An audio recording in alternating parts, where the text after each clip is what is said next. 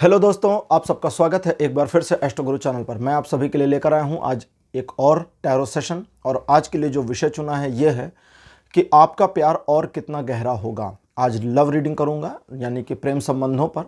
जिससे आपको प्यार है, जिसको आपसे प्यार है, आप दोनों के बीच में ये जो प्रेम संबंध है इसमें और कितनी गहराई आएगी और कितनी मैच्योरिटी आएगी, या इस पर टैरो की क्या गाइडेंस है, यही आज मैं कवर करूंगा। आज की रीडिंग जो है इसके लिए 3 पाइल्स को बनाया गया है, जिनके सिंबॉलिक्स आपकी स्क्रीन पर अब एक साथ दिखाए जा रहे हैं।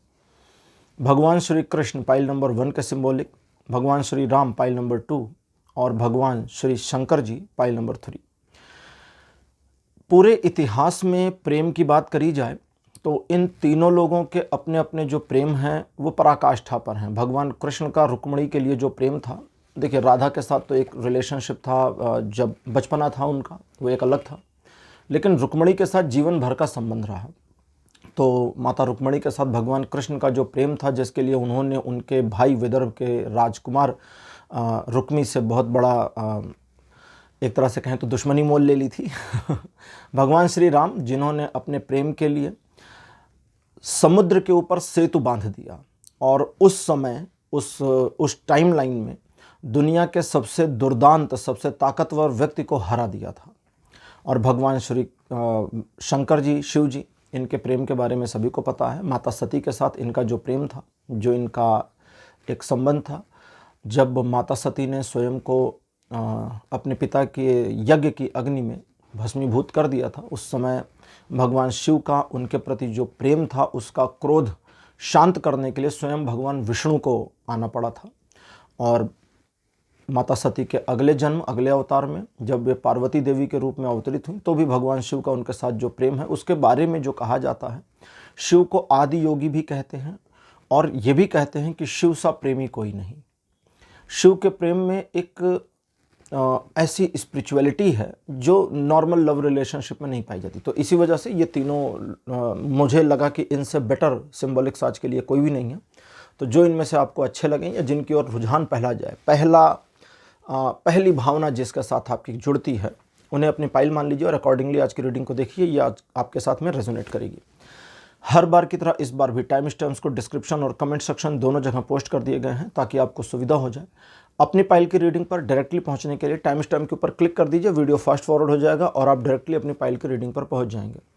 जो लोग आज मुझसे पहली बार जुड़े हैं उन सभी का मैं एस्ट्रो गुरु चैनल पर बहुत बहुत स्वागत करता हूं। आप सभी इस चैनल को सब्सक्राइब जरूर करिए, बेल आइकन को भी प्रेस करिए, क्योंकि जब आप बेल आइकन प्रेस करते हैं तो नए वीडियोस की नोटिफिकेशन आपके फ़ोन पर आनी शुरू हो जाती है। और मेरे रेगुलर व्यूवर्स और सब्सक्राइबर्स, आप सभी के सहयोग और प्यार के लिए बहुत बहुत आभार।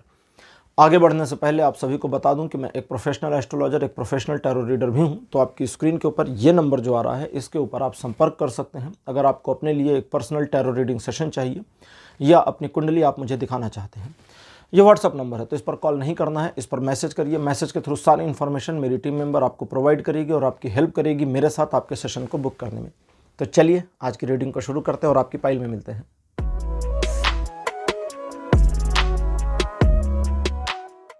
हेलो पाइल नंबर 1, आप सबका स्वागत है आपकी रीडिंग में। आपने भगवान श्री कृष्ण को चुना था। मेरे बगल में भगवान श्री कृष्ण की फ़ोटो लगा दी गई है। इस समय 2024 का जनवरी का महीना चल रहा है। इस समय हम भगवान राम की बात करें तो भगवान राम के मंदिर में प्राण प्रतिष्ठा हो चुकी है और उनका मंदिर जो पहला तल बन गया है और आगे के भी तल बन रहे हैं, तो जाहिर है कि ये अगले 1 से 2 साल में पूरी तरह कंप्लीट हो जाएगा। और आज के परिप्रेक्ष्य में भगवान कृष्ण की बात करना भी कोई बेमानी नहीं है, क्योंकि एक तरह से कहते हैं ना इंग्लिश में कि सिचुएशंस पाइपलाइन में लगी हैं। तो राम मंदिर के बाद काशी और काशी के बाद मथुरा पाइपलाइन में लगा हुआ है और ये दोनों मंदिर जल्दी ही मुक्त होंगे और सनातन धर्म की जीत एक बार फिर से होगी और फिर से भगवा फहराएगा। तो इसी शुभकामना और इसी कामना के साथ इस रीडिंग को शुरू करते हैं। चलिए पाइल नंबर 1 आपके लिए देखते हैं कि आपका प्रेम संबंध, जिसके भी साथ में आपका संबंध है, और कितना गहरा होगा, कितना गहरा होगा आपका प्यार। पहला कार्ड आपके लिए अपीयर हुआ है S of pentacles. Second number पर आपके लिए है queen of cups. Card number 3 आपके लिए है temperance. Fourth number 4 of the cups और अंतिम कार्ड आपके लिए अपीयर हुआ है द टावर। द टावर का कार्ड हालांकि टैरो में बहुत बुरा माना जाता है नॉर्मली टैरो रीडिंग में टावर के कार्ड को बुरा मानते हैं और इसे मानते हैं कि जब ये पॉजिटिव होता है तो भी नकारात्मक होता है, नेगेटिव होता है तो भी नकारात्मक होता है, मतलब ये सीधा उल्टा हर तरफ से नेगेटिव ही नेगेटिव होता है, ठीक है। लेकिन यहाँ पर हम कोई भी परसेप्शन बना के नहीं चलेंगे, क्योंकि रीडिंग में क्या इंटरप्रिटेशन आती है वो देखेंगे। देखिए, जो माना जाता है वो इसलिए माना जाता है, हर कार्ड की अपनी मीनिंग होती है और चीज़ें मीनिंग के थ्रू ही मानी जाएंगी। अब टावर के कार्ड की कहीं तो कुछ मीनिंग होगी जो टैरो की बुक्स में लिखी जाएगी, तो वो मीनिंग नकारात्मक है। लेकिन मल्टीपल टैरो रीडर्स ने इस चीज़ को अनुभव किया है कि टावर का कार्ड हर बार उनको नकारात्मक चीज़ें नहीं बता रहा होता, क्योंकि जब प्रोफेशनल रीडिंग हम करते हैं या टैरो रीडिंग करते हैं तो उसमें किताबों में लिखी बातें ही हमें नहीं पता चलती, हमें बियॉन्ड द बुक्स भी बहुत कुछ मालूम पड़ता है। नहीं मालूम पड़ेगा तो फिर आपके बारे में बताऊंगा कैसे, है ना, इसको समझें। तो सबसे पहली चीज़, आपका प्रेम संबंध और कितना गहरा होगा, आज का हमारा ये विषय है। Unfortunately pile number 1, present situation आपके लव रिलेशन की मुझे थोड़ी सी कमज़ोर दिख रही है, जहाँ पर आप अपने प्यार को लेकर के अपनी साइड से थोड़ा परेशान हैं, क्योंकि दूसरा यानी कि आपके पार्टनर की ओर से प्यार की जो गहराई आपको फील करनी चाहिए थी वो महसूस नहीं हो रही है। थोड़ा सा, ऐसा नहीं है कि पूरा प्यार ही नहीं महसूस हो रहा, नहीं, थोड़ी सी कमी आपको महसूस हो रही है। ये कमी जो महसूस हो रही है, ये कमी आप चाहते हैं कि आपके पार्टनर की तरफ से पूरी कर दी जाए, लेकिन आपके पार्टनर की या तो ये समझ में नहीं आ रहा, या वो ऑब्जर्व नहीं कर पा रहा, नहीं कर पा रही, या उसे इस चीज़ की परवाह नहीं है कि इस समय आपके दिल पर क्या बीत रही है। उस छोटे से लैक, उस छोटी सी कमी की वजह से कितना बड़ा पेन आपके दिल में बन रहा है, कितना दर्द आपको हो रहा है, वो आपके पार्टनर को समझ में नहीं आ रहा। अच्छा, यहाँ आपके जीवन में, आपके प्रेम संबंध में, जैसा कि आपने काफ़ी चीज़ों को बेहतर किया है, अपने पार्टनर के लिए अपने अंदर बहुत सारे बदलाव लाए हैं, और सिर्फ बदलाव ही नहीं लाए, आपने सिचुएशन को इस तरह से एडजस्टमेंट वाली बनानी शुरू करी, जहाँ पर आपके पार्टनर की ओर से चीज़ें जब आपके अनुकूल नहीं रही थी पास्ट में, तो आपने अपने आप को दो तरफ से मोड़ दिया, दो तरफ से अपने आप को मैनेज किया। पहला, आपने सिचुएशन को अपनी साइड से बैलेंस किया, और दूसरा, आपके पार्टनर की जो कमियां रहीं, आपके साथी की जो कमियां रहीं, उन कमियों और खामियों के साथ आपने उसे स्वीकार किया।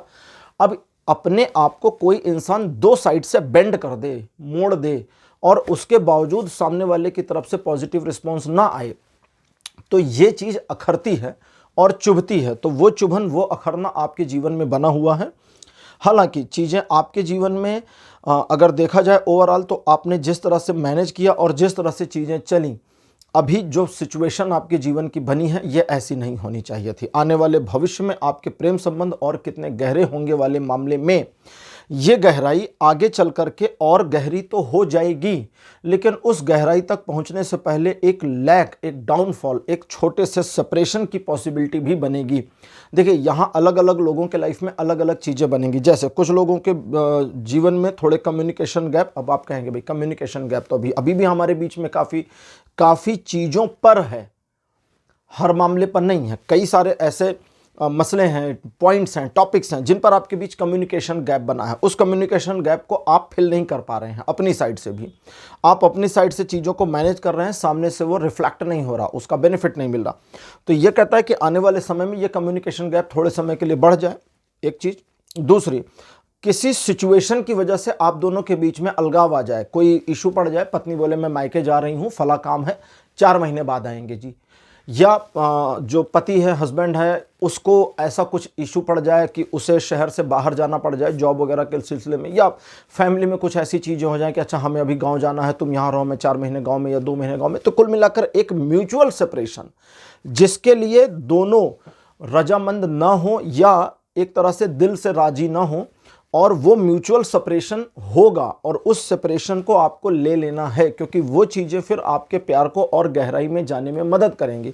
और यहाँ जो सबसे इम्पॉर्टेंट फैक्टर है, जिसे आपने पिछले कुछ समय में मिस किया है, लेकिन जिसके लिए आपने हमेशा ईश्वर को कोसा भी है, थोड़ा सा ईश्वर के साथ आपका एक तरह से कहें तो नकारात्मक बिहेवियर भी रहा है।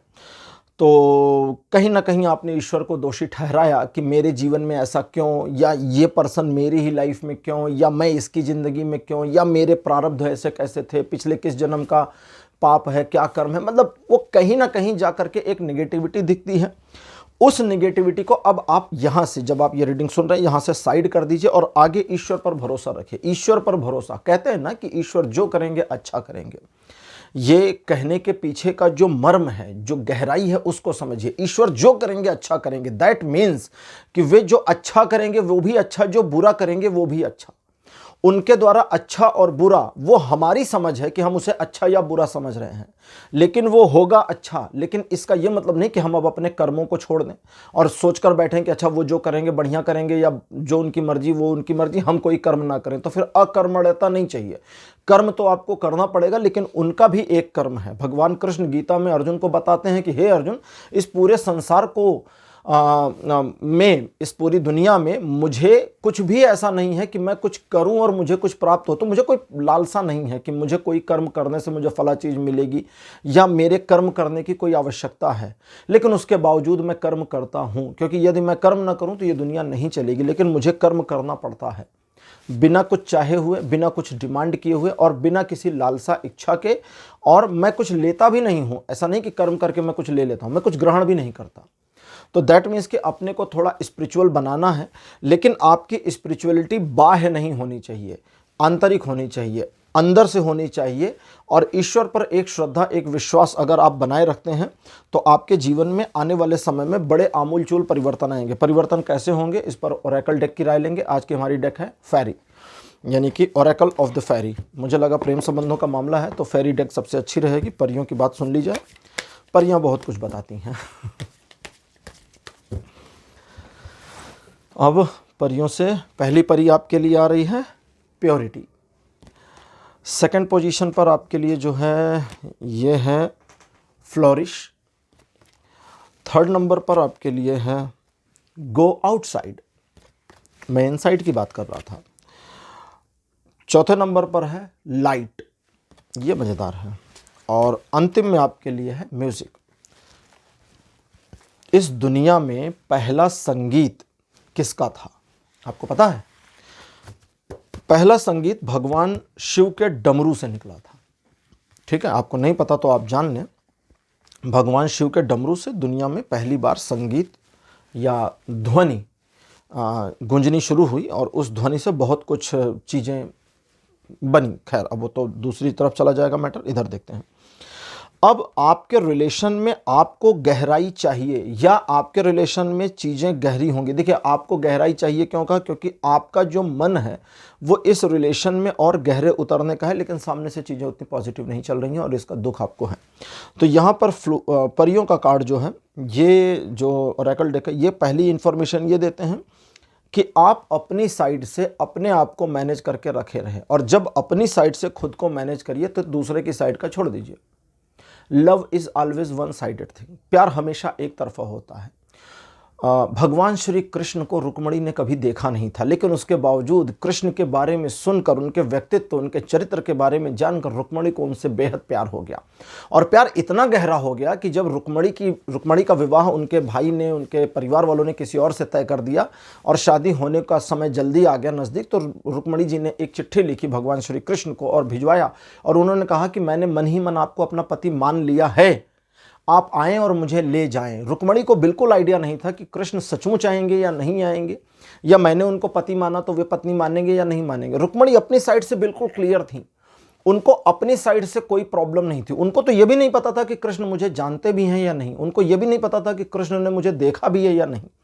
हर एक मेल, हर एक पुरुष किसी भी महिला में सबसे पहले क्या देखता है? सुंदरता। ये एक नॉर्मल चीज़ है। कोई कितना भी कहे कि फिजिकल ब्यूटी मैटर नहीं करती, ये सब कहने की बातें हैं, बहुत मैटर करती है। ये सुनने में थोड़ा बुरा लग सकता है, हो सकता है मुझसे बहुत सारे लोग सहमत ना हो, लेकिन सचमुच पहली बार जब हम किसी को देखते हैं तो फिजिकल ही देख रहे हैं। उस पर्सन के अंदर, उसके फिजिक, उसकी बॉडी के अंदर उसका मन कैसा है, वो पर्सन कैसा, उसकी आत्मा कैसी, वो तो हमें बाद में पता चलेगा ना। पहले तो हम सिर्फ उस इंसान को ही देखेंगे। तो रुक्मणी जी को कृष्ण ने देखा नहीं था कभी, तो रुक्मणी को बिल्कुल आइडिया नहीं था कि कृष्ण उनसे प्यार करते हैं या नहीं। लेकिन वो पत्र मिलने के बाद भगवान श्री कृष्ण के दिल में प्यार अपने आप आ गया। क्यों? क्योंकि एक ऐसी स्त्री जिसने उनको पति मान लिया, जो उनके लिए सर्वस्व छोड़ने को तैयार है, अब उसके प्रति प्यार ना आए, ये तो असंभव था। तो फिर उन्होंने उस रिलेशन में अपने आप को डाला और रुक्मिणी जी को वहां से अपहरित करके यानी किडनैप करके ले आए उनके भाई के हिसाब से, रुक्मी के हिसाब से, और रुक्मिणी जी के हिसाब से तो वो उनको वहां से विदा करके लेके चले गए थे। तो भगवान श्री कृष्ण रुक्मिणी को लेकर के आए और फिर उनके साथ उनका अपना विवाह उनके साथ किया। तो रुक्मिणी जी ने अपने वाले पार्ट को पूरा कंप्लीट कर लिया था, भगवान श्री कृष्ण ने अपने पार्ट को कर लिया। जब श्री कृष्ण को वो पत्र मिला और उनके दिल में प्रेम का संचार हुआ, और जैसे ही उनके दिल में प्यार आया, उनको पता चला अरे मेरी प्रेयसी तो किसी और के साथ ब्याही जाने वाली है, ये कैसे पॉसिबल है, ये तो इम्पॉसिबल है, मैं ऐसा नहीं होने दे सकता। और वे गए और उन्होंने रुक्मिणी को वहां से लिवा लाया। तो अपनी साइड से हर किसी ने अपने को मैनेज कर लिया और दूसरी साइड ऑटो मैनेज हो गई। लेकिन आपके वाले मामले में क्या रहा है कि आपने अपनी साइड से चीज़ों को मैनेज किया, लेकिन दूसरी साइड से चीज़ों के मैनेज होने का काफ़ी इंतजार किया। ये सिचुएशन मामले को स्पिरिचुअल नहीं लेके जाती। प्यार एक तरफा होता है और हमें सिर्फ अपनी तरफ के प्यार की परवाह करनी चाहिए। प्योरिटी का कार्ड और फ्लोरिश का कार्ड कहता है अपनी साइड की प्यार की परवाह करो और अपने आप को अपने प्यार में खुश रखो। अगर मुझे किसी से प्यार है तो प्यार है। आजकल लोग प्यार करते हैं फिर ब्रेकअप कर लेते हैं एक दिन मैं यूट्यूब पर एक शॉर्ट्स भी देख रहा था, कोई महाराज थे, नाम नहीं याद आ रहा, उन्होंने भी कहा ब्रेकअप कैसे हो सकता है, अगर तुम्हें प्यार था तो प्यार था, और अगर ब्रेकअप हो गया तो फिर प्यार काहे का, फिर काहे का प्यार, की वो प्यार खत्म ही हो गया। तो ऐसा नहीं कि उनकी बात गलत थी और ऐसा नहीं कि बिल्कुल सही है। तो दोनों चीज़ें हैं, किसी के प्रति हमारे दिल में प्रेम आ सकता है और जा भी सकता है। अगर आ सकता है तो जा भी सकता है ना, ऐसा तो नहीं है कि जा नहीं सकता। आया आ गया, गया चला गया। हमारे ऊपर है कि हम उस प्रेम को कंटिन्यू रखते हैं या नहीं। बहुत सारे लोग हैं किसी एक से प्यार करते हैं, उसकी शादी किसी और से होगी, पूरी ज़िंदगी कुंवारे रह जाते हैं। ठीक, ऐसे कई महापुरुष लोग भी हैं। अब उनका क्या है, उन्होंने उस प्यार को उस पॉइंट से कभी नीचे जाने ही नहीं दिया, प्यार कभी गिरा ही नहीं। वो साथ हो ना हो क्या फर्क पड़ता है, प्यार तो प्यार है और प्यार प्यार जैसा ही रहता है। उसके साथ होने और ना होने से कोई फर्क नहीं पड़ता प्यार में, क्योंकि प्यार फिजिकल नहीं है, प्यार बिल्कुल स्पिरिचुअल बात है। तो आप अपने प्यार में जितना ज़्यादा प्योर रहेंगे, जितना स्पिरिचुअल रहेंगे, जितना अंदर रहेंगे और जितना अंदर जाएंगे अपने में, उतना मन प्रसन्न होगा, और जितना मन प्रसन्न होगा फिर कार्ड आता है, कहता है गो आउटसाइड, अब इसे बहने दो, अब इसे बहने दो। देखो क्या होता है, देखो एक कहते हैं ना कि माता और बच्चे का जो प्रेम है वो बड़ा अलौकिक होता है। माँ की ममता की तुलना नहीं की जा सकती। अब मम्मी ऐसा क्या करती है, अगर हम कहें कि ठीक है मम्मी केयर करती है, बच्चे के लिए जान दे सकती है, तो भाई अगर किसी सोल्जर को, जैसे अभी हमारे प्रधानमंत्री जी हैं, प्रधानमंत्री जी की जो सिक्योरिटी होती है उसमें कई घेरे होते हैं। एक आंतरिक घेरा होता है, अगर आपको नहीं पता तो बता दे रहा हूँ, एक आंतरिक घेरा होता है और मोस्टली ये मुझे लगता है हर देश के प्रधानमंत्री और राष्ट्रपति के साथ होता है। तो वो आंतरिक घेरे में 4, 6 या 8 लोग होते हैं। उनकी जो ड्यूटी होती है वो बड़ी खतरनाक सी होती है उतनी खतरनाक ड्यूटी, सोचिए आप सिहर उठेंगे। उनकी ड्यूटी यह है कि अगर उस पर्सन प्राइम मिनिस्टर के ऊपर फायरिंग शुरू होती है तो वे दीवार की तरह गोली और प्रधानमंत्री के बीच में आएंगे। उनका पहला काम यह है, बुलेट प्रूफ जैकेट पहने होते लेकिन सबसे पहले वो बीच में आएंगे। वो अपनी जान की परवाह नहीं करेगा और उसको बचाएगा जो जिस पर्सन को बचाने की जिम्मेदारी दी गई। तो फिर अब इसे हम क्या कहें कि उस पर्सन का उससे बड़ा प्यार है। माता के प्यार की अगर हम कहीं से भी तुलना करें तो कहते हैं तुलना नहीं की जा सकती। क्लियर, एग्री हूं, बिल्कुल एग्री। लेकिन उनके जैसा प्यार कोई और भी दिखा सकता है ना, उसी तरह खिला सकता है अपने हाथ से, उसी तरह चुमकार सकता है, बहला सकता है, उसी तरह कोई रात में जाग सकता है, उसी तरह कोई खुद को गीले में रखकर आपको सूखे में रख सकता है, उसी तरह से कोई आपके लिए जान भी दे सकता है। लेकिन उसके बावजूद माता के प्यार की तुलना नहीं की जा सकती, कंपेयर नहीं कर सकते, उसके बराबर इक्वल नहीं रख सकते। क्यों? क्योंकि वो स्पिरिचुअल ऑरा कहां से लेकर आइएगा, वो स्पिरिचुअल कनेक्टिविटी जो माता और उसके बच्चे के बीच में होती है वो कहां से लेकर आइएगा, वो नहीं आ पाएगी। आप किसी का हाथ टच करते हैं, किसी का हाथ आपने पकड़ा, उस पर्सन को आपके हाथ के पकड़ने से ही पता चल जाता है कि आपके पकड़ने में प्यार है, नफरत है, न्यूट्रलनेस है या तकलीफ है, ये पता चल जाता है। एक सवाल है तुम कैसी हो, इतना ही तो है, तुम कैसी हो, 3 शब्द हैं। आप अपनी माता के पास चले जाएं, पूछे तुम कैसी हो, अर्थ अलग है। आप अपनी बेटी से पूछें तुम कैसी हो, इसकी मीनिंग भी अलग है। बहन से पूछें तुम कैसी हो, इसकी मीनिंग अलग है। पत्नी से पूछें तुम कैसी हो, इसकी मीनिंग अलग है। प्रेमिका से पूछें तुम कैसी हो, इसकी मीनिंग अलग है। और एक्स्ट्रा मैरिटल अफेयर वाली से पूछ लें कि तुम कैसी हो, तो उसकी तो बिल्कुल ही अलग मीनिंग होगी। तो शब्द वही, वाक्य वही, लेकिन अर्थ बदलते चलते हैं, क्योंकि स्पिरिचुअल ऑरा चेंज हो रहा है और कुछ नहीं हो रहा। तो आपका जब स्पिरिचुअल ऑरा चेंज होगा तो जितना इनसाइड आप जाएंगे, आपके अंदर के स्पिरिचुअल ऑरा के उतना बाहर निकलने की पॉसिबिलिटी बनेगी। और स्पिरिचुअल ऑरा जितना बाहर आएगा उतना आपका लव रिलेशनशिप एनलाइटेड होता चला जाएगा। और जितना एनलाइटेड होगा, ये करना नहीं है। अभी थोड़ी देर पहले आता ना टावर का कार्ड, कहता ईश्वर की शरण में जो कर रहे हैं सब बढ़िया, अपनी साइड का मान लो, अपनी साइड का मैनेज कर लो, और उधर से भगवान जो कर रहे हैं करने दो, अच्छा वाला भी बुरा वाला भी। हे प्रभु सब स्वीकार, ठीक है, सब स्वीकार, जो जैसा करो, जही विध राखे राम तही विध रहिए, जिस विधि से राम रखें उस विधि से रहिए। तो भगवान का साइड मैनेज हो गया, अपना साइड मैनेज हो गया। अब जब अपना साइड मैनेज होगा और अंदर गिरेंगे, अंदर जाएंगे, अंदर गिरेंगे, गिरेंगे का मतलब प्यार में हम गिरते हैं we fall in love always, है ना। फॉल इन लव मतलब हम खुद को संभाल नहीं सकते, हम गिर ही पड़ते हैं। क्यों? क्योंकि उस मोमेंट को अपहोल्ड करना पॉसिबल नहीं है। और अगर प्यार को संभाला जा सकता है तो फिर प्यार नहीं, व्यापार है। तो जितना गहरे जाएंगे उतना स्पिरिचुअल ऑरा बाहर निकलेगा, और जितना स्पिरिचुअल ऑरा बाहर निकलेगा उतना चीज़ें एनलाइटेड होंगी, और जितनी चीज़ें एनलाइटेड होंगी आपके लव रिलेशनशिप में एक रिदम शुरू हो जाएगा। प्यार में रिदम अगर आपने नहीं महसूस किया है तो कभी देखिए, छोटी मोटी चीज़ों में रिदम मिलेगा, और जब ये रिदम बढ़ता जाता है तो प्यार गहरा होता चला जाता है। फिर उसमें आई लव यू बोलने की ज़रूरत नहीं पड़ती है। आई लव यू क्या है? एक शब्द है, एक वाक्य है। अगर बोल के बताना पड़े कि तुमसे प्यार है तो काहे का प्यार, ठीक। वो प्यार हर एक्टिविटी में नजर आना चाहिए, हर भाव में, हर मोमेंट में दिखना चाहिए। वो प्यार दिखाई देता है, नजर आता है। अगर उसे बताना पड़ा तो दो कौड़ी का है। तो एक रिदम शुरू हो जाएगा, और वो रिदम जैसे ही आएगा, न सिर्फ आपका साइड बल्कि आपके पार्टनर का साइड ऑटो मैनेज होना शुरू हो जाएगा। और इस प्यार में आपको वो मिलेगा जो आप चाहते हैं। लेकिन यहाँ मैं ये सारी पॉजिटिविटी के बावजूद क्लोजर लाइन बोल रहा हूँ, उसको भी सुन लीजिए। आपके लव रिलेशनशिप में इस समय जो एक लैक, एक कमी आप महसूस कर रहे हैं, उसका न्यूट्रली मतलब ये सिचुएशन ऐसे ही चलती रही तो एंड रिजल्ट बहुत पॉजिटिव नहीं है, इतना तो आप भी समझ रहे हैं। भले ये रिश्ता ना टूटे लेकिन फिर भी रिजल्ट अच्छा नहीं है अगर ये ऐसे ही चला तो इसे मोड़िए, उस नए पथ पर लाइए जिस पर सजेस्ट किया गया कि लेकर आइए, और फिर देखिए चीज़ें अलग होती हैं, एनलाइटेड होती हैं, फूल खिलते हैं और फिर तितलियां उड़ जाती हैं। तो पाइल नंबर 1, ये रीडिंग आपकी आज की यहीं कंप्लीट होती है। आज की रीडिंग आपको कैसी लगी, अपने एक्सपीरियंस, अपने अनुभव कमेंट सेक्शन में जरूर लिखिएगा। इस वीडियो को लाइक करिए, शेयर करिए और चैनल को सब्सक्राइब करना मत भूलिए। अगले वीडियो में आपसे फिर मिलूंगा, तब तक के लिए बाय बाय।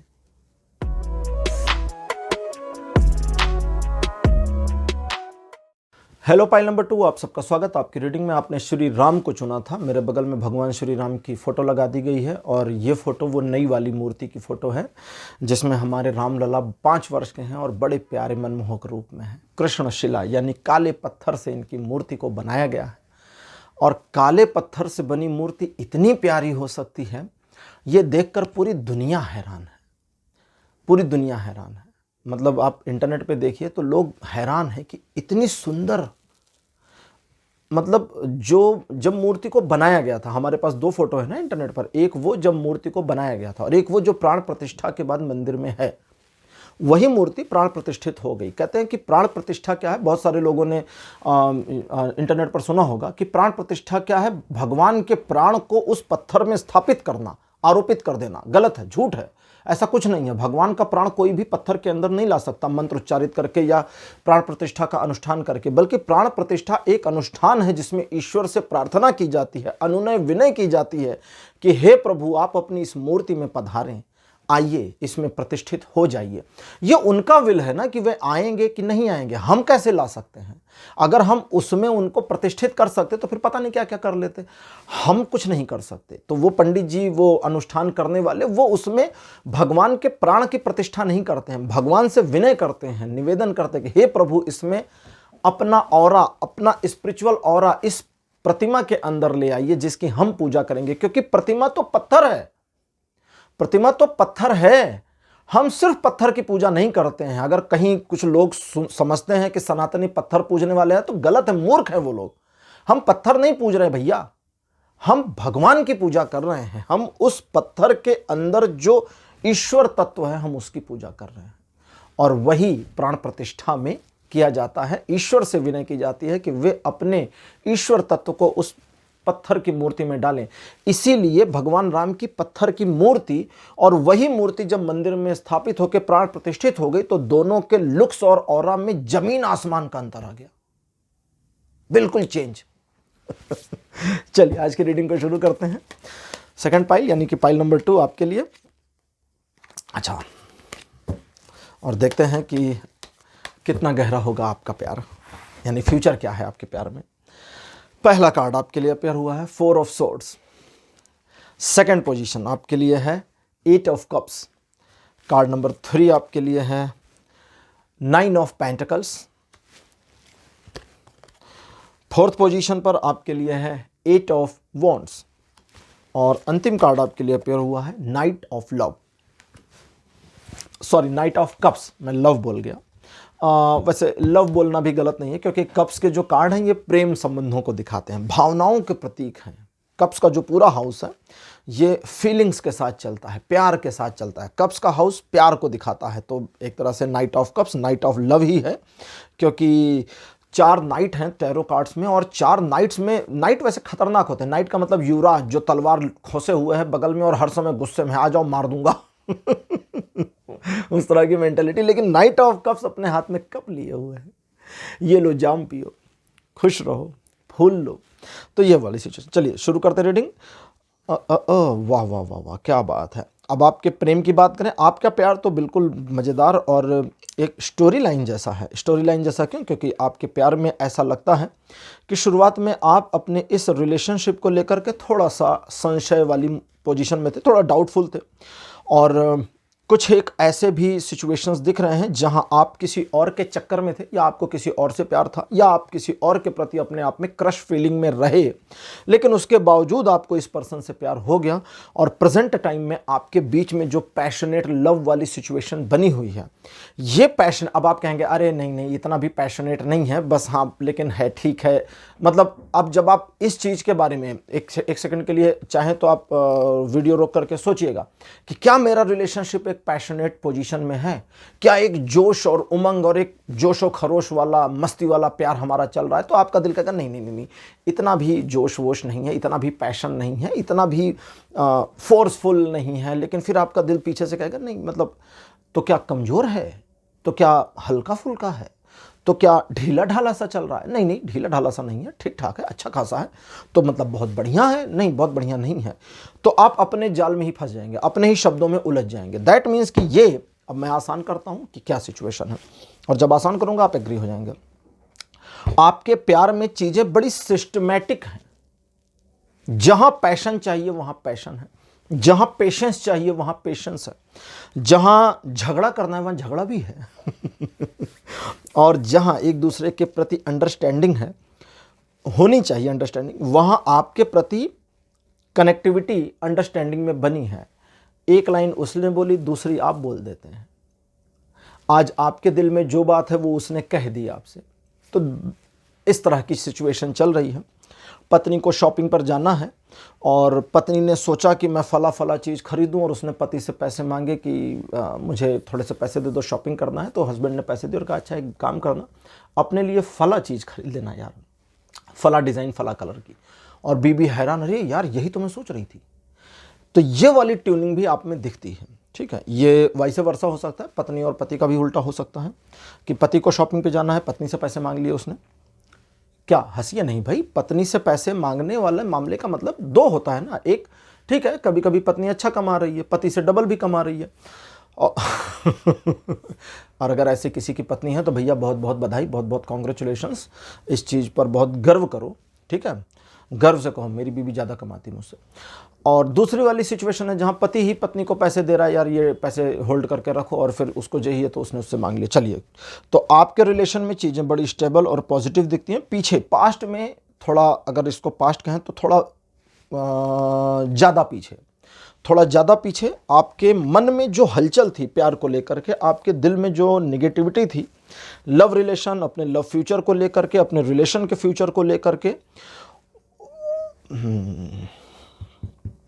उसकी ज़रूरत नहीं है, क्योंकि वो सब चीज़ें अब नहीं होने वाली और ना आपका दिमाग उस तरह से डिस्टर्ब होगा। लेकिन हाँ, अगर आप इस चीज़ में परेशान हैं कि नया पार्टनर या नई पार्टनर मेरी लाइफ में आ तो गया, ये आ गया। अच्छा, ये जो बोलने जा रहा हूँ ना, इसमें एक रिस्ट्रिक्शन रख लेना आप लोग। अगर बाई चांस आपका पास्ट इससे मैच करे जो मैं बोलूँगा, तो ये अपने पार्टनर को नहीं बताना कि ये वाला हिस्सा मैच कर गया, क्योंकि कभी कभी पार्टनर को कुछ चीज़ें नहीं जानना बहुत अच्छा होता है, ठीक। तो आपके दिल में अपने पार्टनर के लिए जो 100% लव चल रहा है और उसके साथ जो ट्यूनिंग 100% बनी है, लेकिन फिर भी आपका दिल, आपका दिमाग आपको परेशान करता है कि पीछे वो जिंदगी में एक थी या एक था, यार भूल नहीं पा रहे उसको, अभी भी वो बार बार याद आ जाती है, वो बंदा बार बार याद आ जाता है, वो लड़का या वो लड़की, मतलब जो भी जेंडर है आपका उसके हिसाब से। और सिर्फ याद नहीं आ जाता, आपको सबसे ज़्यादा हैरानी ये होती है कि यार उसके साथ कोई कनेक्शन नहीं, कोई कंटिन्यूटी नहीं, कुछ हमें कनेक्शन चाहिए भी नहीं, उस पीछे वाली से हमें कोई प्यार व्यार करना भी नहीं यार। अगर उसको जानते हैं आज वो कहाँ है, किसके साथ है, ठीक है, खुश रहे अपनी ज़िंदगी में, लिव हर हैप्पीली, बट मेरे दिल में उसके लिए प्यार अभी भी बना है, कोई नफरत नहीं आ रही। इसको लेके मैं बड़ा कंफ्यूज। ये वाली जो सिचुएशन आपकी है, इसे रहने दीजिए। क्यों? क्योंकि प्यार तो कई लोगों से हो सकता है और प्यार कई बार हो सकता है। जो नए व्यूवर्स हैं उनको ये शायद नई बात लगेगी, मेरे पुराने सब्सक्राइबर्स, रेगुलर सब्सक्राइबर्स और रेगुलर व्यूवर्स ये जानते हैं। मैं हमेशा कहता हूँ प्यार एक तरफा होता है और एक ज़िंदगी में हमें मल्टीपल लोगों से प्यार हो सकता है। प्यार तो पानी है। प्यार क्या है? पानी की तरह से है। पानी आपको भी गीला कर सकता है और उसको भी कर सकता है। जो पानी आपको गीला करेगा वो उसको भी कर सकता है। ऐसा थोड़ी कि इस पानी से मैं गीला होऊंगा लेकिन ये गीला नहीं होगा, ये भी गीला हो सकता है। प्यार पानी की तरह है, बहता है। हम प्यार पर बांध बना देते हैं, कभी कभी रोक लेते हैं, इससे आगे नहीं। लेकिन प्यार फिर भी आएगा। भगवान राम ने सीता से कहा कि मैं तुम्हारे अलावा और कोई पत्नी अपने जीवन में नहीं रखूंगा। लेकिन राम के दिल में, भगवान राम के दिल में, हृदय में जो प्रेम था उसे वे कैसे रोक लेते? उसे नहीं रोक सकते थे। तो उन्होंने उसकी दिशा बदली। दिशा क्या बदली? दूसरी सभी स्त्रियों को अलग दृष्टि से देखने लगे। उनके प्रति कोई नफरत नहीं थी। ऐसा थोड़ी भगवान राम ने किया था कि नहीं भैया पर्दा लगा दो, मैं दूसरी महिलाएं नहीं देखूंगा वरना मेरा ध्यान भटक जाएगा। नहीं, ऐसा कुछ नहीं था। बस उन्होंने अपनी दृष्टि बदल दी।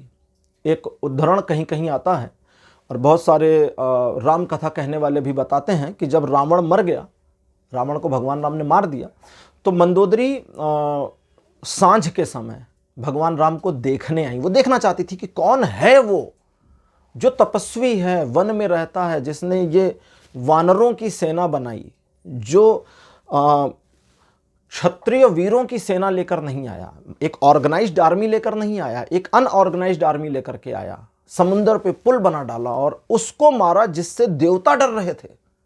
है कौन वो? देखना चाहती थी, कौतूहल। और जैसे ही वे आई, वे पीछे से आई, राम थे कहीं पर बैठे, कहीं बैठे रहे होंगे। राम भगवान को आहट लगी। उन्होंने घूम कर देखा तो एक महिला आकृति नजर आई और भगवान राम के मुंह से जो पहले शब्द निकले, उन्होंने कहा, आप कौन है माता?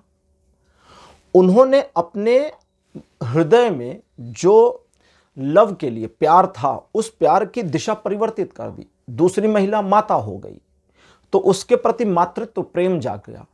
मतलब ऐसा नहीं है कि इसको हम मातृत्व प्रेम कहेंगे कि जाग गया, नहीं, सिर्फ उन्होंने सिचुएशन को बदल दिया। उन्होंने कहा, आप कौन है माता? तो उन्होंने बताया कि मैं रावण की पत्नी मंदोदरी हूं। भगवान राम ने उनसे क्षमा मांगी, पूरा कर दूं इस इंसिडेंट को, नहीं तो कहेंगे आधे में छोड़ दिया। भगवान राम ने उनसे क्षमा भी मांगी कि माता मुझे क्षमा करें, मैंने आपके पति को मारा। तो मंदोदरी ने कहा कि मैं देखने आई थी कि कौन है वो शूरवीर जिसने रावण जैसे महाबली महाशूरवीर को मार दिया। लेकिन अब मुझे समझ में आ गया कि तुम्हारे जैसे एक छोटे युवक ने महाबलशाली रावण को कैसे मारा। रावण की उम्र बहुत ज़्यादा थी, भगवान राम की उम्र उस समय जब रावण को मारा तो कुछ उदाहरण है कि 40-50 साल के बीच में थी, अब एग्जैक्ट पर मैं नहीं जा रहा हूँ, 40 से 50 के बीच में थी, बस इतना जान लीजिए। तो उनके लिए तो युवक वाले सिचुएशन में कि एक युवक ने मार दिया, मुझे समझ में आ गया। तो भगवान राम ने पूछा कि क्या समझ गई? उन्होंने कहा यही कि एक वो था जो दूसरों की पत्नियां उठाकर ले आता था, और एक तुम हो जिसने सिर्फ मेरी परछाई, मेरी आहट को देख करके मुझे माता कह दिया। तो तुम्हारा चरित्र और उसका चरित्र दोनों में जो अंतर था, उसी अंतर की वजह से वो हार गया और तभी वो मरा। और मेरे लिए संतोष की बात है कि उसकी मृत्यु तुम्हारे जैसे व्यक्ति के हाथों ठीक हुई। तो एक अलग चीज है, दैट मीन्स कि आपको जो आपके पास्ट लव या पास्ट क्रश के प्रति अभी भी प्यार मन में चल रहा है, वो प्यार अब एक स्पिरिचुअल लेवल पर आ गया है, उसमें कोई चाह वाह नहीं है। आप कंफ्यूज होते हैं ना कि पता नहीं यार, मुझे तो वो चाहिए भी नहीं अपनी जिंदगी में। मैं तो ये भी अजम्पशन नहीं कर रहा कि यार वो अपने पति को छोड़ दे, मेरे साथ शादी कर ले। नहीं, मुझे नहीं चाहिए। क्यों? क्योंकि अगर वो ऐसा करेगी तो दुख होगा, डिवोर्स ही हो जाएगी। नहीं, मुझे उसकी लाइफ खराब नहीं करनी, ना मैं चाहता हूं खराब हो, लेकिन फिर भी उसके लिए प्यार कम नहीं हो रहा। क्यों? क्योंकि ये स्पिरिचुअलिटी में चला गया, और इसे ऐसे ही रहने दीजिए। लेकिन अब ये बात अपने पार्टनर को मत बताइए, क्योंकि उसकी समझ में नहीं आएगा और फिर आपका घर टूट जाएगा। तो इसको समझिए, ठीक है। तो वो वाले मैटर को क्लियर कर दिया। अब प्रेजेंट में चीजें पॉजिटिव चल रही हैं। आगे आपके प्यार में आप एक छोटी सी चीज को याद रख लीजिए। कई बार कहते हैं ना, प्यार देने का नाम है, लेने का नहीं। तो आप अपनी साइड से देने वाला कार्यक्रम जारी रखिए। नाइट ऑफ द कप्स कहता है देते रहो, क्या आएगा क्या नहीं इसकी परवाह मत करो। और जब आप परवाह नहीं करेंगे तो आपको पता है कि क्या आएगा। आज की हमारी ओरेकल डेक है, ओरेकल ऑफ द फेरीज, और देखते हैं कि फेरीज क्या इंफॉर्मेशन देती हैं आपके लिए। कार्ड नंबर 1 आपके लिए है गो आउटसाइड। सेकंड नंबर पर आपके लिए इनर चाइल्ड। कार्ड नंबर 3 आपके लिए अपीयर हुआ है लुक इनटू अ बुक, एक किताब में देखो। फोर्थ नंबर पर प्रोटेक्ट योर ड्रीम्स, और अंतिम कार्ड आपके लिए है लॉस्ट एंड फाउंड, खोया पाया विभाग। जो अभी तक राइडर वाइट की डेक ने बताया था वही चीज़ें बताते हुए फेरीज भी आ गई हैं। मतलब कुल मिलाकर के दोनों के इंटरप्रिटेशन में कोई बहुत बड़ा अंतर नहीं है, छोटा मोटा सा है, इसलिए ये ज़्यादा समय नहीं लेंगे क्लोज होने में। सिंपल सी बात है, ये कहते हैं गो आउटसाइड। गो आउटसाइड ये आपके पास्ट से बाहर निकलने के लिए कहती है, और कहती है कि पास्ट से बाहर निकलो, लेकिन इनर चाइल्ड कहता है मत भूलो उसे जिसने दिल में एक गहराई में अपनी जगह बना कर रखी है। कोई जरूरत नहीं उसे निकालने की, ठीक है। 1 मिनट के लिए प्रेमी प्रेमिका वाले मैटर को साइड कर दे, पति पत्नी वाले हिस्से को हटा दे। हमें अपनी माँ से, अपने पिता से, अपनी बहन से, अपने बच्चे से, अपने भाई से, अपने मित्र से प्यार हो सकता है ना। हमें अपने खाने से प्यार हो सकता है। कुछ लोगों को किसी एक चीज़ की सब्जी इतनी पसंद होती है कि अगर उनकी प्लेट में 3 सब्जियां रख दी जाएं तो वो 1-2 बारी लेकर ख़त्म हो जाती है और बाकी दोनों बची रहती है। कई बार घरों में मम्मियां इस चीज को लेकर परेशान होती हैं कि बच्चे को दिया 2 सब्जी और उसने एक खाई, दूसरी को छुआ भी नहीं। Neat clean as it is, जैसी की तैसी रखी है, जूठा भी नहीं किया। क्यों? मम्मी यही पसंद है मुझे। तो ये क्या है? उस भोज पदार्थ के प्रति प्यार है। हमें किसी खास पेन से प्यार होता है, हम उसी पेन से लिख पाते हैं, दूसरे पेन से नहीं लिख पाते। दूसरे पेन से राइटिंग बिगड़ जाती है। ये भी प्यार का स्वरूप है। तो हमें मल्टीपल चीज़ों से प्यार हो सकता है। तो कहने का मतलब ये कह रही है कि पहले तो आप अपने पुराने से बाहर निकल आए, या इसको ऐसा भी समझे, जब मैं कह रहा हूँ निकल आए तो कहते हैं निकल गए हैं। बस समझना है कि आप अपने पुराने से बाहर निकल गए, लेकिन जो पुराना आपके जीवन में एक गहराई लिए हुए है उसे लिए रहने दो, और उसे अपने जीवन का एक ऐसा उदाहरण मान लो जो है। काट के फेंकना नहीं है, किताब का पन्ना फाड़ के नहीं फेंकना, वो है जीवन का हिस्सा। भाई छोड़ कैसे दोगे? नहीं छोड़ सकते, तो ये रहने दो। लेकिन वर्तमान के स्वप्न, कहते प्रोटेक्ट योर ड्रीम्स, वर्तमान में जो आपके जीवन में एक स्वप्निल समय चल रहा उसकी रक्षा करो। अपने करंट लवर, अपने करंट पार्टनर, अपने करंट जीवन साथी को अपने पास्ट के बारे में मत बताओ। ये भी मत बताओ कि ये रीडिंग में आपके पास्ट की चीजें ठीक हैं। अगर ये रीडिंग आपसे मैच कर रही है, उसने पूछा, बोलो प्रेजेंट वाला मैच करा, पास्ट वाला गलत बता दिया इन्होंने। और दूसरे किसी के पार्टनर अगर इस रीडिंग को देख रहे हैं भाई, और आपके पार्टनर ने कहा कि पास्ट वाला मैंने उसका गलत बता दिया, तो मान भी जाओ, क्योंकि ऐसा जरूरी नहीं है कि पाइल नंबर 2 जिसने जिसने सेलेक्ट किया सबकी जिंदगी में पिछला यानी पास्ट में कोई प्यार रहा ही हो, ऐसा क्लियरली नहीं संभव। क्यों? क्योंकि ये जनरल रीडिंग है, ये person to person specific personal reading नहीं है। ये रीडिंग आपको गाइड करेगी आपकी लाइफ में, ये आपके लिए नहीं है, ये आप जैसे हजारों लोगों के लिए है। तो इसके कुछ हिस्से आपसे मैच करेंगे, कुछ हिस्से मैच नहीं करेंगे। ये बोलने में मैं बिल्कुल संकोच नहीं करता हूं। क्यों? क्योंकि सच्चाई यही है। जनरल रीडिंग आपसे 100% मैच करे इसकी पॉसिबिलिटी नहीं है, ठीक? बाई चांस किसी किसी के साथ 100% मैच कर जाए, लेकिन इसके कुछ हिस्से आपसे मैच करेंगे, कुछ हिस्से आपसे मैच नहीं करेंगे। तो आप इसे अपनी लाइफ के लिए गाइडेंस की तरह लें। ये डिट्टो पूरा कंप्लीट आपका नहीं है, ना कंप्लीट आपके हस्बैंड का है, ना कंप्लीट आपकी वाइफ का है, ठीक है? तो ऐसा कुछ भी नहीं है कि एग्जैक्ट पास्ट वही हो रहा जो मैंने बताया, या प्रेजेंट में वही हो रहा जो मैंने बताया। हो सकता है किसी का पास्ट मैच कर जाए, किसी का प्रेजेंट मैच ना करे। हो सकता है कुछ लोग का पास्ट प्रेजेंट दोनों मैच ना करे, बट फ्यूचर के लिए जो मैंने गाइडेंस दी इससे कार्ड से, वो उनको समझ में आए और उसको फॉलो करें और चीज़ों को बेहतर कर लें। तो कुछ भी हो सकता है, इसलिए कोई परसेप्शन लेकर मत चलिए। अगली चीज़ है, ये कहता है अपने प्रेजेंट के, ये कहती है अपने प्रेजेंट में जो आपकी जीवन के स्वप्न है उसकी रक्षा करिए और उसे खो मत जाने दीजिए, क्योंकि एक बार खोने के बाद उसे वापस पाना और समेटना एक ऐसी दर्दनाक प्रक्रिया है जिसमें आप जाना नहीं चाहोगे। अगर आप दोनों के बीच का प्यार खो जाए तो उस प्यार को वापस पा जाना, वापस समेट लेना बहुत मुश्किल काम है। इस चीज़ के लिए अपने आप को इन्फोर्स ना करें कि आपके बीच में कुछ खोया खोया लगे। तो कम्युनिकेशन गैप बनाए रहिए, और आपके पार्टनर द्वारा जितना आपके लिए किया जा रहा है उसमें आप उसके योगदान की कंपैरिजन ना करें किसी और के योगदान से। आप ये देखें कि आप अपने जीवन में कितना योगदान कर सकते हैं अपने पार्टनर की लाइफ में और उसके लिए प्यार में। बस इसका ध्यान रखिए, और आने वाले भविष्य में आपके प्यार की गहराई आपके कर्मों से और आपके द्वारा गहराई बनाने और बढ़ाने से बढ़ती जाएगी। पाइल नंबर 2 ये थी आपकी आज की रीडिंग। आज की रीडिंग आपको कैसी लगी? अपने एक्सपीरियंस, अपने अनुभव कमेंट सेक्शन में जरूर लिखिए। इस वीडियो को लाइक करिए, शेयर करिए और चैनल को सब्सक्राइब करना मत भूलिएगा। अगले वीडियो में आपसे फिर मिलूंगा। Bye bye.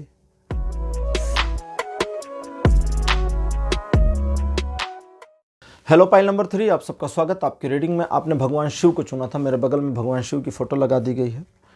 भगवान शिव के बारे में कई ग्रंथों में कहा गया है, कई मनीषियों ने कहा है, कई सारे महापुरुषों ने जो धर्म की, अध्यात्म की जानकारी रखते हैं कि शिव सा प्रेमी कोई नहीं। भगवान शिव को आदि योगी भी कहते हैं और प्रेमी भी कहते हैं, तो दोनों चीज़ें हैं। और भगवान शिव की प्रेम कहानियाँ तो सभी ने पढ़ी हैं। भगवान शिव का माता सती के साथ संबंध और माता पार्वती के साथ जो उनका लगाव और संबंध रहा है उसके बारे में लगभग सभी को पता है।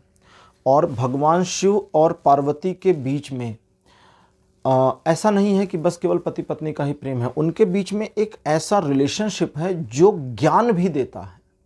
उनकी बातों से पूरी दुनिया एनलाइटेड भी हुई है।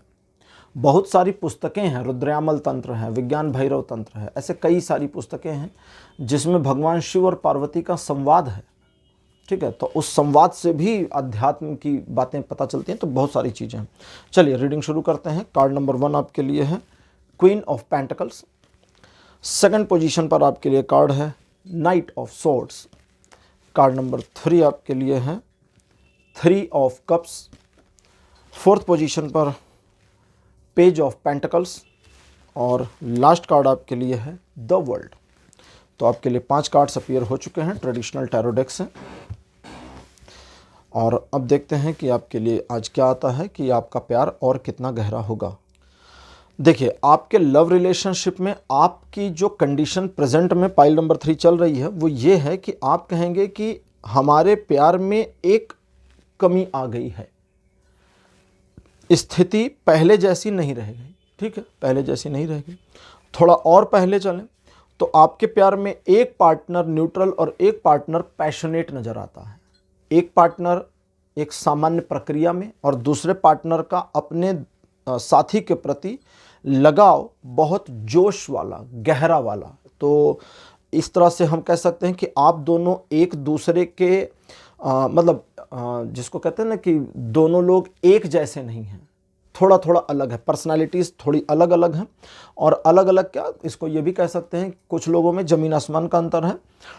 यहाँ पर मैं ये नहीं कह रहा आपके विचार नहीं मिल रहे या विचारों में मतभेद है, नहीं, लेकिन आपके दोनों के जो थॉट प्रोसेस हैं उनमें बहुत अंतर है। मतभेद नहीं कह रहा हूँ, लेकिन अंतर ज़रूर है।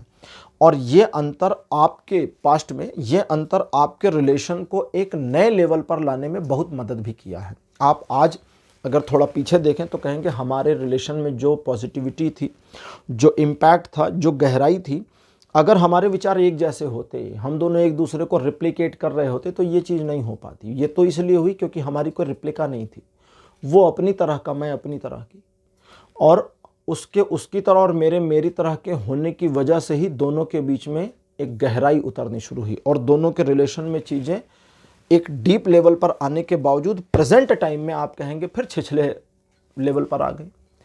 तो इधर आ गई हैं, आगे फिर ठीक हो जाएंगी। नदी में जो तल होता है वो एक समान थोड़ी होता है, कहीं पर गहरा होता है, कहीं ऊंचा होता है, फिर कहीं गहरा होता है, फिर कहीं ऊंचा होता है। तो ये चलता रहता है और यही जीवन है। आने वाले समय में आपके लव रिलेशनशिप में, आपके प्रेम संबंधों में एक परिवर्तन आ रहा है जो पॉजिटिव है। आपके जीवन में जो आपका प्यार है ये एक अलग स्टेज पर जा रहा है, इसको समझें। अब जैसे किस स्टेज पर जा रहा है, टीनेजर वाले प्यार से ऊपर की ओर बढ़ रहा है, एक मैच्योर लव। अगर आपकी एज इस रीडिंग को सुनते हुए 40 साल की है, 50 साल की है, तो भी आपके रिलेशन में वो मैच्योरिटी मिस थी। आप थोड़ा पीछे चले जाएं, कुछ साल पीछे देख लें, 1 साल पीछे देख लें, तो वो मैच्योरिटी लेवल मिस करेंगे। लेकिन इधर देखें तो जो लैक बना है, लैक नहीं कहेंगे इसको कहेंगे कि उस गहराई से थोड़ा ऊपर हट गया। जो 10 फीट गहरा प्यार था वो अभी 2 फीट पर आ गया है, 8 फुट की कमी है, लेकिन प्यार है। इसे कमी नहीं कहेंगे, ठीक है, इसे कमी नहीं कहेंगे। पानी तो पानी है ना, 10 फीट गहरा था या 2 फीट पर भी पानी है। ऐसा नहीं कि सतह जमीन में पानी से ऊपर चली गई, नहीं, अभी ऊपर नहीं आई है। तो प्यार तो वहीं पर है, लेकिन हाँ थोड़ा सा ऊपर नीचे हुआ है। और ये जो नीचे से, इसको हम ऊपर नीचे कहते हैं ना, गहरा और छिछला, तो जो गहरे से छिछला हुआ है ये बस जीवन का एक हिस्सा है। और यहाँ से चीज़ें पॉजिटिवली फिर मुड़ेंगी और फिर गहरे की ओर जा रही हैं। लेकिन इस गहराई में इस बार आपको कुछ चीज़ों का ध्यान रखना है। सबसे पहले अगर थोड़ा पीछे देखें तो आपके इमोशन बहुत डीप थे, और ये जो डीप इमोशन है इसमें आपका प्यार या जिससे आपको प्यार है वो, उसके अलावा और भी चीज़ें इन्वॉल्व थी। अब चाहे वो सोसाइटी हो, चाहे आपकी फैमिली हो, चाहे आपके बच्चे हों, चाहे आपका कारोबार हो, चाहे आपका घर परिवार हो, कुछ भी हो, ऐसा नहीं है कि आप सिर्फ उसी के प्रति परेशान थे या उसी के साथ में आपके प्यार में गहराई थी। आपके प्यार में एक ऐसा एंगल भी बना था जिसे उस गहराई में भी छोड़ नहीं सकते थे, इग्नोर नहीं कर सकते थे। अब उस एंगल से मुक्त हैं, लेकिन चीज़ें थोड़ी छिछली हो गई हैं और आगे चलकर फिर गहरी हो जाएंगी और गहरी होंगी। लेकिन आपको भी अपने अंदर थोड़े से परिवर्तन लाने हैं। परिवर्तन सिंपल सा लाना है। सिंपल सा क्या लाना है? अपने पार्टनर के ऊपर भरोसा करिए। यहाँ आपको ये नहीं कहा कि आपका उस पर भरोसा नहीं है। भरोसा शब्द छोटा सा शब्द है, ये फिट नहीं बैठ रहा इस रीडिंग में। ट्रस्ट, ये भी फिट नहीं बैठ रहा, मुझे शब्द नहीं मिल रहा। आप अपने पार्टनर के ऊपर विश्वास करें, ये भी फिट नहीं बैठ रहा। आपको अपने पार्टनर के साथ अपनी सिचुएशन को एक ऐसी पोजीशन पर आने वाले समय में ले जानी है। चलो और आसान करते हैं। कार्ड कहता है ले क्या जानी है, ये जा रही है जहां आपका उसके प्रति जो भरोसे वाला सिस्टम है वो इस भरोसा शब्द से ऊपर उठ रहा है।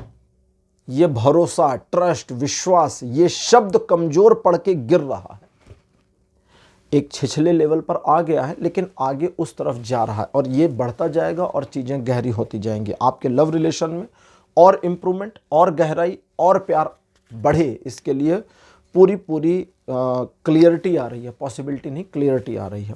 आज की हमारी ओरेकल डेक है ओरेकल ऑफ द फेरीज। देखते हैं फेरीज हमें क्या इंफॉर्मेशन देती हैं। पहला कार्ड आपके लिए अपीयर हुआ है lost and found. Second position पर आपके लिए है प्रीसियस टाइम, थर्ड नंबर पर अबंडेंस, कार्ड नंबर 4 मॉडरेशन, और लास्ट कार्ड आपके लिए अपेयर हुआ है होप। ये बड़ा प्यारा कार्ड है। अगर हमें जीवन में होप ना हो तो फिर जीवन व्यर्थ हो जाएगा। हम रात को सोते हैं इस होप में कि सुबह इतने बजे उठेंगे, खाना खाते हैं इस होप में कि हमें स्वाद आएगा, पेट भर जाएगा, घूमने जाते हैं इस होप में कि मज़ा आ जाएगा, मूवी देखते हैं इस होप में कि मन खुश हो जाएगा। हम सब कुछ होप में करते हैं। आप ये रीडिंग एक होप में देख रहे हैं, मैं ये रिकॉर्डिंग कर रहा हूँ, ये रीडिंग कर रहा हूँ आपके लिए एक होप में कि ये आपको पसंद आएगी। हम सभी होप से जुड़े हैं, उस पर फिर बात करेंगे। लॉस्ट एंड फाउंड ये कहता है कि एक ऐसी सिचुएशन जहां आप अपने अंदर कभी कभी चीज़ों को गिरते हुए, कभी कभी उठते हुए देखते हैं। इस वाली सिचुएशन से ऊपर उठ जाइए। ना चीज़ें गिरी हैं ना उठी हैं। अभी जैसे कहा ना मैंने, पानी 10 फीट गहरा, कहीं पर 2 फीट। एक नदी है, इसको आसान भाषा में समझे। एक नदी है, नदी में पानी कहीं 10 फुट गहरा है, कहीं 5 फुट गहरा, कहीं 20 फुट गहरा, कहीं 2 फुट गहरा है। तो जहाँ पर 2 फुट गहरा है उसे नदी नहीं कहिएगा क्या? या क्या कहेंगे कि ये इतना हिस्सा नदी नहीं है, बाकी सब तो है, ये नदी नहीं है, ऐसा तो नहीं कहेंगे। उसे भी नदी कहेंगे जब तक वो हिस्सा ऊपर ना उठ जाए या पानी नीचे ना चला जाए। ठीक, जमीन उसको ऊपर उठा दे, टापू बना दे, छोटा सा सही, 1 फुट का टापू सही, लेकिन बन तो जाए। और जैसे ही ऊपर उठेगा हम उसे टापू कहते हैं। टापू मतलब एक द्वीप।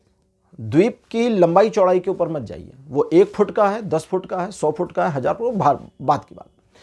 द्वीप का मतलब जो जल से ऊपर आ गया, वो जल का हिस्सा नहीं है, नदी का हिस्सा नहीं है, वो द्वीप हो गया, उसे हम नदी नहीं कहते। द्वीप नदी में है ये भले कहते हैं, नदी में द्वीप है, ठीक है। समुंदर में द्वीप होते ना, आइलैंड, तो आइलैंड को तो समुंदर नहीं कहते, लेकिन हम आइलैंड को समुंदर भी नहीं कहते, ना समुद्र को आइलैंड कहते हैं, ओशन को आइलैंड नहीं कहते, आइलैंड को ओशन नहीं कहते। ओशन एक उभरा हुआ हिस्सा है, छोटा सा, जो समुद्र को चीरकर ऊपर उठ गया, तो वहां उतने एरिया में ओशन नहीं है, समुद्र नहीं है। तो आपके प्यार में पूरी नदी बह रही है, बस मामला यह है कि वो 10 फीट की बजाय 2 फीट पर चल रही है। और यही चीज आपको समझना है, यहां पर आपके प्यार में कोई ऐसी सिचुएशन नहीं है कि आपके प्यार में कमजोरी या कमी आ गई है, ठीक ठाक है। तो इसलिए उसमें जानबूझकर कमियां ना ढूंढें, क्योंकि ढूंढेंगे तो मिलेगी नहीं। लेकिन जब जानबूझकर कुछ ढूंढा जाता है तो कुछ तो पाया जाता है, और जब जानबूझ के ढूंढेंगे और कुछ मिलेगा तो ये वो मिलेगा जो आपका दिमाग कहता है कि यही मिलना चाहिए।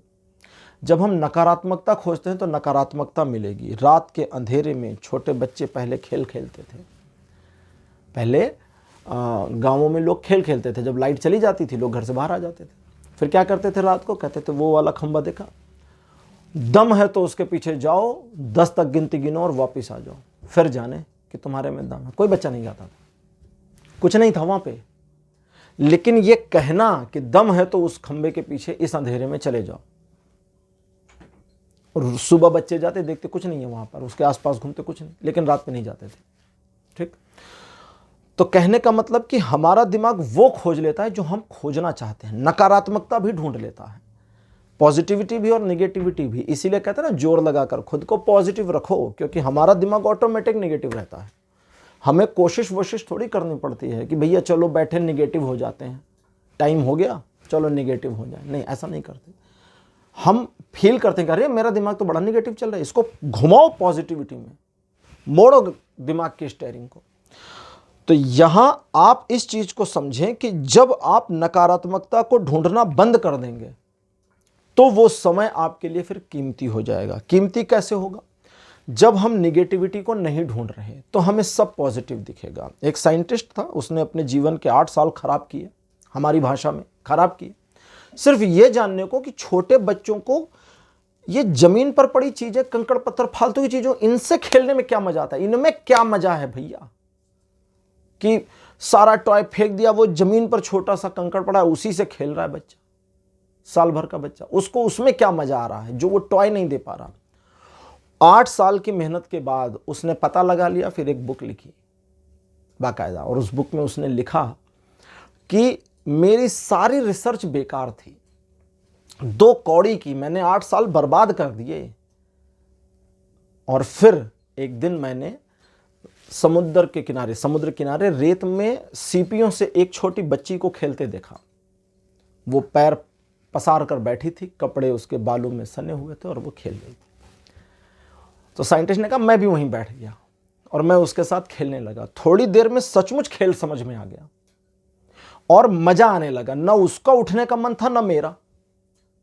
और उन्होंने कहा कि मैंने मल्टीपल बच्चों के साथ ये किया, उनके खेल में खेला। कोई सिर पैर नहीं है, कोई लॉजिक नहीं है, मैं समझा नहीं सकता कि उस खेल में कितना मजा है। जब तक आप अपने को उस लेवल पर ले नहीं जाते तब तक आप उसके साथ सिंक नहीं हो सकते। तो जब आप नकारात्मकता को ढूंढना बंद कर देंगे तो समय कीमती हो जाएगा, तब उस प्यार की वैल्यू बढ़ जाएगी। और वो वैल्यू इस तरह बढ़ेगी कि आपको अपने प्यार में एक खजाना मिल जाए वाली स्थिति लगेगी कि सब कुछ इसी में है। कहते हैं ना कि कुछ नहीं चाहिए, तुम्हारा प्यार चाहिए, तुम्हारे दिल में रह लेंगे। दिल में कैसे रहिएगा? घर चाहिए भाई, उसके लिए पैसा भी चाहिए, खाना खाने के लिए, है ना। सिर्फ प्यार को नहीं ओढ़ा बिछाया जा सकता, लेकिन जब प्यार होता है तो फिर हो जाता है, फिर लॉजिक्स पर नहीं जाता इंसान। तो इलॉजिकल हो जाएंगी सारी चीज़ें और आपके प्यार में और गहराई फील होगी। लेकिन उस गहराई के साथ में आप अपने को एक ऐसी पोजीशन में, ऐसी सिचुएशन में रखने में कामयाब होंगे जहां आपको अपने प्यार को बाह्य आवरण में भी संवार कर रखना आएगा, या आप रख पाएंगे या मैनेज हो जाएगा। बाह्य आवरण ये भौतिक जगत, प्यार स्पिरिचुअल है, इंटरनल है, दिल का दिल से मिल जाना, दिल की गहराइयों में प्यार होना, प्यार हो गया। लेकिन भौतिकता का क्या करें? जिसके साथ प्यार किया उसके साथ रहेंगे ना, तो कहीं रहना भी तो पड़ेगा ना, रोड पे तो रहेंगे नहीं। कहीं घर चाहिए, कमरा चाहिए, है ना, फिर कपड़े आभूषण, बहुत सारी चीज़ें चाहिए। तो वो सारी चीज़ें भी मैनेज होंगी, क्योंकि वो प्यार का ऑरा बाकी चीज़ों को ऑर्गेनाइज करता जाएगा। और आपके प्यार में अगर बात गहराई की है तो यहाँ पर मेरा होप का कार्ड है, ये कहता है गहराई के किसे पड़ी है, प्यार में तो उड़ने की ज़रूरत है। ये लाइन बस इतनी ही थी, और इस लाइन को डिकोड नहीं कर रहा है, ये आप पर छोड़ता हूँ कि आप इसको कैसे डिकोड करेंगे। कहता है कि प्यार में गहराई की ज़रूरत किसको है, इसमें तो उड़ना चाहिए, उड़ने की ज़रूरत है। तो पाइल नंबर 3 रीडिंग आपके लिए यहीं पर क्लोज हो रही है। आज की रीडिंग आपको कैसी लगी, अपने एक्सपीरियंस, अपने अनुभव कमेंट सेक्शन में जरूर लिखिएगा। इस वीडियो को लाइक करिए, शेयर करिए और चैनल को सब्सक्राइब करना मत भूलिएगा। अगले वीडियो में आपसे फिर मिलूंगा। Bye bye.